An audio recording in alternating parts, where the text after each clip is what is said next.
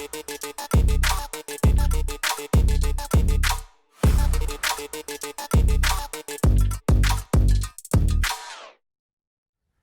In India fighter jets के लिए jet engine हमारा होना चाहिए।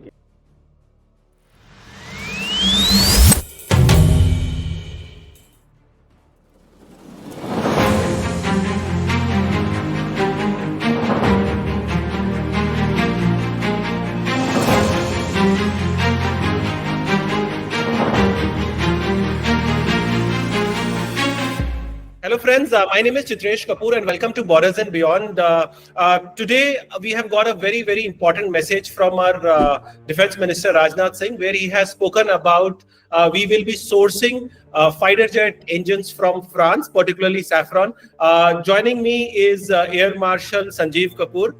Kapoor sir, welcome back to Borders and Beyond. Thank you 𝐁𝐿. It's always wonderful to be with you. Thank you very much. Thank you, sir. Sir, I'd like to understand from you, sir, what is the particular reason why we have chosen Safran and why not GE or Rolls-Royce? Is it because of Trump or is it a technical reason as well? See, India has been using GE engines for our LCS now for many years now. So we were in agreement with GE to give us 404s for our AMCA, for our LCA, and also for our LCA Mark II and AMCA. We were negotiating for G414. The negotiation has been on. The asked transfer of technology is the issue which was not being agreed to. So informally, I have no proper source to know that, but somewhere I discussed and somebody did mention that they were not offering 100%. They were saying anything between 75 to 80%. That niche part was not being agreed to with the GE. So we then started negotiating with Rolls-Royce. Now Rolls-Royce also is a Western platform. We have used it in a lot of our aeroplanes and the Kirans of HAL Mark I also. So the irony, 𝐁𝐿, is that we had designed the aeroplanes first and we didn't have engines. It happened in Marut also. India manufactured in 60s Maruts, HAL, didn't have the engine. We went to Britishers, they gave us an underpowered orifice engine. So the aircraft was not successful. Similarly, we manufactured Tejas in 80s, the airframe and the whole, we didn't have the engine. So then we started manufacturing our own Kaveri engine, but it didn't materialize. Then we started going to the world. Now, once you get an engine is the heart of any platform. So once we got the engine, now there are a large number of changes that have to be made on the aeroplane after the engine has been placed. So those changes took many years. So now this time when GE said, okay, we cannot give you 100%, so India negotiated. Rolls-Royce somehow would also have pressures from the Americans. So I think so we did a wise decision by going to France. And the irony is we have been using Safran engines. They are being used in Mirages. They have been used in Rafales. M53 is in Mirage 2000. M88s are being used in Rafales. We've been using the engines, Safran engines in helicopters, Aleutes. So we have, passed this thing with Safran. And Safran France is a very good defense partner. They offered us, and I think so India took this offer. Sir, do you think this 120 kilonewton fighter jet, is it going to be sufficient enough as far as AMCA is concerned, or is it underpowered, or is it just about okay, sir? See, typically all engines, Kaveri, which we manufactured in India, it only went in dry regime till about 70 to 75 kilonewtons. A typical fighter needs around 105, 110. And what I gather from the literature and other things is that this engine may give us between 110 to 120 kilonewtons. And with two of them in AMCA, I think so it's a good deal as we speak. Okay, sir. So how does Safran engine compare technically to US and UK, particularly when it comes to thrust, reliability and stealth? Because AMCA is going to be relying heavily as far as the stealth is concerned. See, this engine, which have to be manufactured in India, is going to be with 100% transfer technology. There are only about 4 major companies in the world which manufacture engines. And like I have told in your program earlier also, nobody wants to part with this technology. So they want us to, be dependent on them. But here, France has offered us 100% transfer of technology, including IP rights. So what is going to happen now is that this is one of the finest companies, and flying these engines in the best aeroplanes is a proven track record. Also, 100% TOT IP rights. What does it indicate? It indicates that we can manufacture these engines, aircrafts in our country with these engines and export them. We don't have to take permission from them. The next good thing that has happened now is that we are engaging. It is not only GTRE or HAL or DRDO. It is now the private sector will also come into play.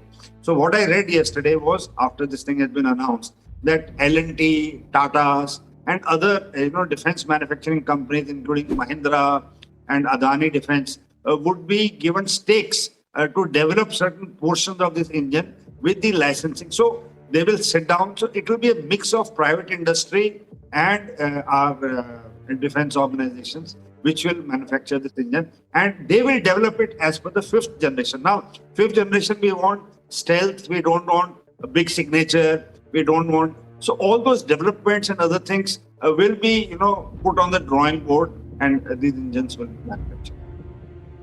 So my question to you is, Rafale is already a 4.5 generation. So from 4.5 moving to 5, does it really help, or there should have been a quantum leap from 4.5 of Rafale to probably directly 6, maybe if not 2035, but even 2040? See, what I say always is, to have your own thing is 100 times better. Now, what happened? We bought S-400s from Russia. Now, those S-400s were not as successful in Russia-Ukraine war as they were successful in India. We have got BrahMos from under license from Russia, but we have modified it as per. So that modification is the key. We have developed our own ISCCS, and we developed our weapon system as per our DRDO product. So this, adaptability of this equipment, not directly, but for our own conditions. Like the other podcast I did with you, I mentioned that air-to-air refuelers, when we were buying, we got those pods which are only compatible with Russian, UPAS pods. But when India made our own refuelers, we had both Su-30s also and Mirages and Jaguars also. So we went into Israel and modified the whole thing. So now our refuelers are compatible both with Russian platforms and Western platforms. So now Rafale also can refuel, and a Su-30 can also refuel. So this is the change. So once we get these engines, and AMCA is going to be the mainstay. So if we have to be an aerospace power, we should be manufacturing our own engine, and we should have the capability. And incremental thing is always nice. From 4.5 to 5, 5 to 6. 6 will take a long time. 6 will, has a totally different concept. By that time, I think so, we would be much evolved. So the prototype AMCA, which was displayed during the Aero India in this year, beginning February, is just the prototype and a model. Now, in my appreciation, the platform would be ready in about 2 years' time. And then they will start working with this engine, which would parallelly be going on. Then all those designs and this thing would be coming out. And the prototype is supposed to fly by 2029 or 2030, the first 5th generation AMCA. And the squadron is supposed to be operationalized by 2035. So I don't know how far and how early are we in this whole process. But well begun is half done. That's what I think. So France has always helped us in the last 30-40 years, whether it is Mirages, Pokhran tests, the only country that was amongst the big P5 countries that was supporting India when it comes to supporting us as far as the Pokhran test is concerned. Do you think we can trust France because US can never be trusted. There is always an end user agreement that they have, and we know what Trump is doing these days to India. Do you think France can be trusted? And very important, can we match the French technology? Definitely not with the US, but because our main adversary, which is Pakistan, which has about 80% plus Chinese technology. So do you think it will be able to match or exceed? Yes, we will be. See, France has stood by us from, I've covered in a lot of channels and programs. I've been to France a couple of times, many a times in fact, transiting or for exercise. I find genuine concern for, giving us help. If I recall in 2005, we had gone for an exercise. They were the first country, the France, which did cross aerial refueling with us. It means for the first time in 2005, the French fighters refueled from our FRA, and our fighters refueled from the French refueler. Now, how is it helped? In 20 years from now, all the air exercises for which we go abroad, our tankers take us till, say, Middle East. Beyond that, it is the French who help us to give us refueling and take our fighters across to Europe or till Atlantic. So what I'm giving this example is that there is a deep trust between these two countries, and that has helped us in very good stead.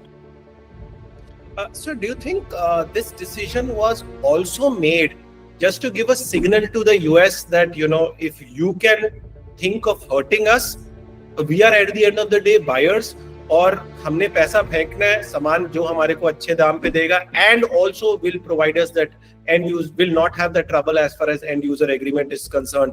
Do you think the timing was intentionally chosen? No, it is not that. It's got nothing to do with that. We will tell, these negotiations go on for years. It is not that this deal of Safran, which was announced yesterday, was just taken after the tariffs have been put. No, it doesn't happen that way. The back-end work goes on for years together. There are large amount of technical meetings. There are large amount of strategic meetings. There are large amount of professional meetings between all the stakeholders. And then these inputs are collated. Then there's across the table discussions. So yes, but India does not have typically in last 75 or 80 years of our independence any US fighter aircraft. We don't have. So it is not that we chose a French engine because we didn't want to tell US of tariffs, nothing like that. We inherently, had Russian or French or be it Jaguars or Rafale or Mirages. So these are the European platforms. So we have not got any American fighters with us till date. So we have maintained this thing, though we have recently in last about 10 years, we have taken C-17, C-130, Apache, Chinooks. So they are all American platforms, but they are both transport and helicopters. They are not fighters. So that is my. So then what happens to our current deal that we have with F401 engines with GE? Does that get affected? See, what we have planned is that the LCA project will continue with 404s.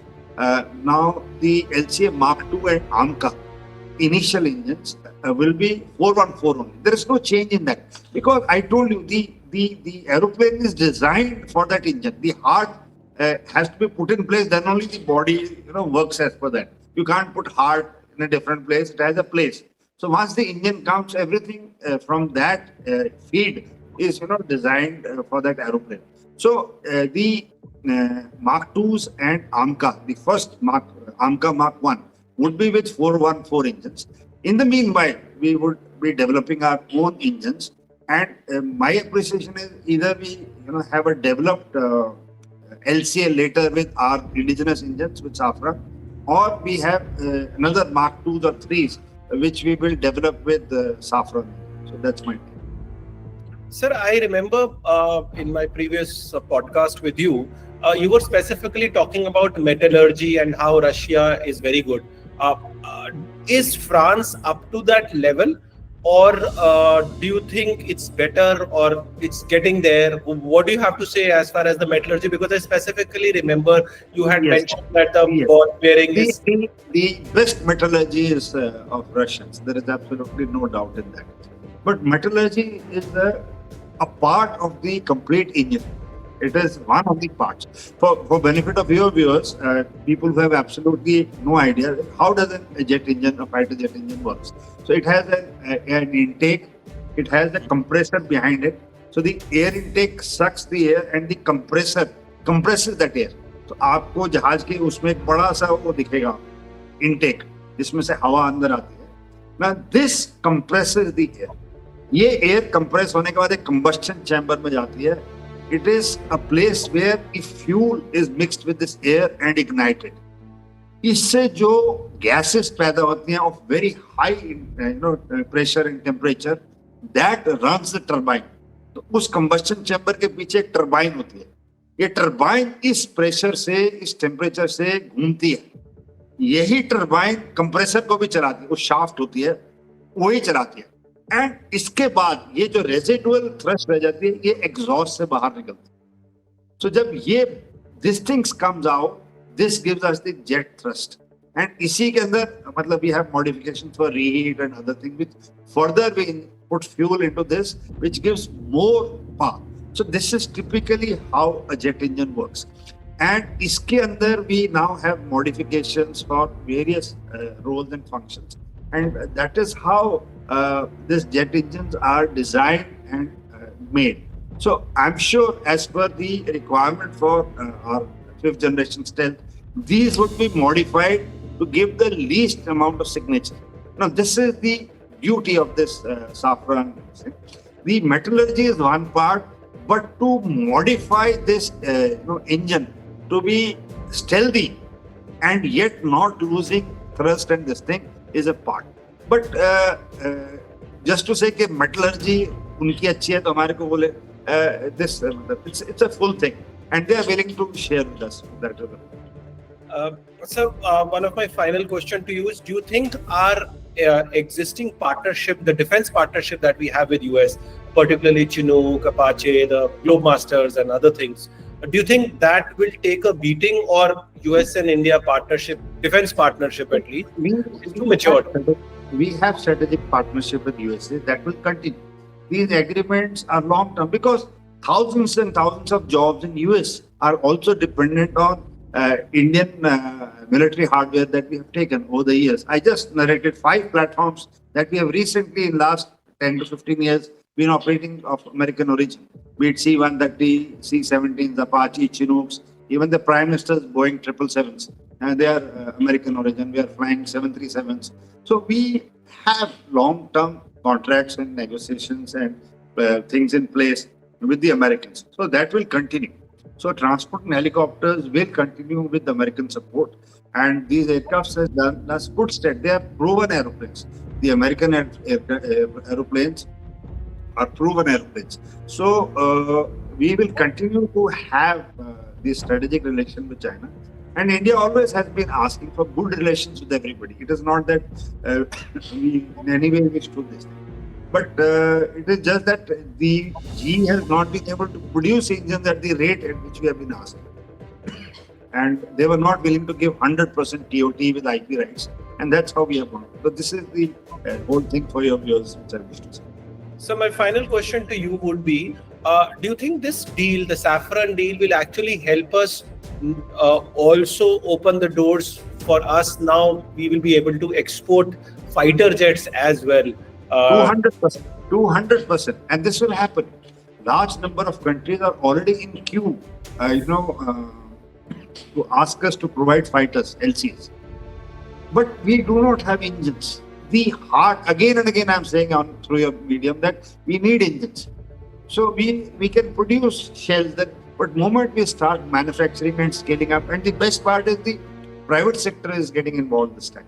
So the scales would be much higher. We can set up 3 or 4 production lines, like which I was reading is that they are going to set up for M88, the engines, the MOH, overall maintenance and overall facility in Hyderabad, Safran. And Safran is going in this thing agreement with HAL to do a JV for helicopters manufacturing and overall of the existing and future helicopters in Bangalore. So what I'm saying is large amount of MSMEs, the other companies, small companies, or the component manufacturing companies will benefit because we have got the IP rights, so we can decide that this part will be made by say L&T, this part will be made by Tata, this part will be made by Mahindra, this part would be made by Dynamatics or whatever, Adani's. So this way what will happen is it is not only HAL which will now, so we will diversify. And once we diversify, set up more production lines in various places, the aircraft manufacturing will begin. So I'm hopeful, very, very hopeful that this is a wonderful thing that our government has done yesterday. The effect would be seen in about 5 years, minimum 5 to 7 years, to give it a shape. It is just like, but once we have a thing in place, one prototype AMCA start to fly, once prototype engines start to roll out, once the engines are fitted into our manufactured aeroplanes, sky's the limit. What are you talking exports? There will be so many countries now after Op Sindoor. There has been huge requirement for us to export our BrahMos, to export our own weapon systems. So I'm sure once we fly our own aeroplanes with our own engines, the demand would be great. Sir, I only hope HAL does not end up manufacturing it. Then there is a ray of light. That's why I have just read, as you have read. More than that, I'll not be able to comment on. I have no knowledge. But this is what I read after the agreement was signed yesterday. All right, sir. Thank you so much, sir, for your time. Once again, it's been an honor speaking to you. And you have a fantastic weekend. We will connect again. And thank you, sir. Thank you. Thank you, Chitresh. God bless. Thank you, sir.